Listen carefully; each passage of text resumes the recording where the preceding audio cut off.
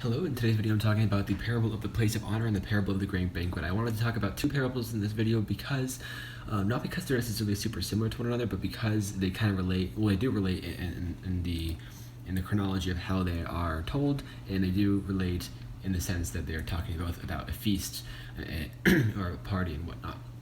So in the first parable, these are from Luke chapter 14, verses 1 through 24, these two parables, 1 through 14 and 15 through 24, respectively. The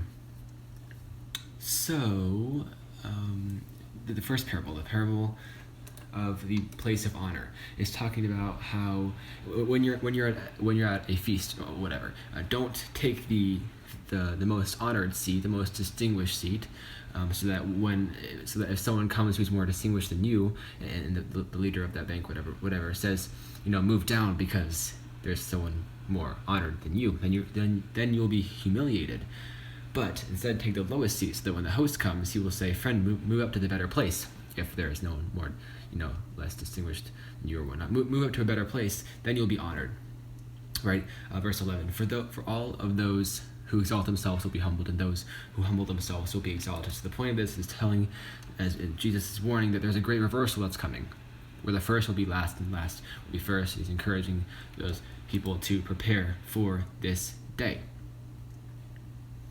And the transition between this parable, and the next one is when Jesus says, when you give a dinner, don't invite your friends, your brothers, your neighbors, etc., but invite the rich, the poor, the lame, the blind, and you'll be blessed. And this transitions perfectly into this next parable, where the parable of the great banquet, where Jesus says, a certain man's having a banquet and invited many guests, but those guests didn't come because they said, I'm busy, right? I just got married. I just bought a field. Whatever the excuse is, they say, no, I can't come. So the master, the owner of the house is angry, and he orders his servant, go into the streets and the alleys, and get the crippled, the blind, the poor, the lame, and invite them in. And there's still more room. Okay, go into the roads and the country lanes and compel those people to come in, so that my house will be full. I tell you, not one of those who were invited will get a taste of my banquet. So those people who were originally invited refuse. So there's going to be a new set of guests who are invited. And the point of this is that Jesus was trying to tell them that he was here to collect them for God's celebration, but they were refusing him. In their stead, instead of that, he was going to fill the kingdom with people the Pharisees didn't think belonged. So those are the points of the two parables, both relating to different feasts. So take what you will of both those parables and how I expanded upon them.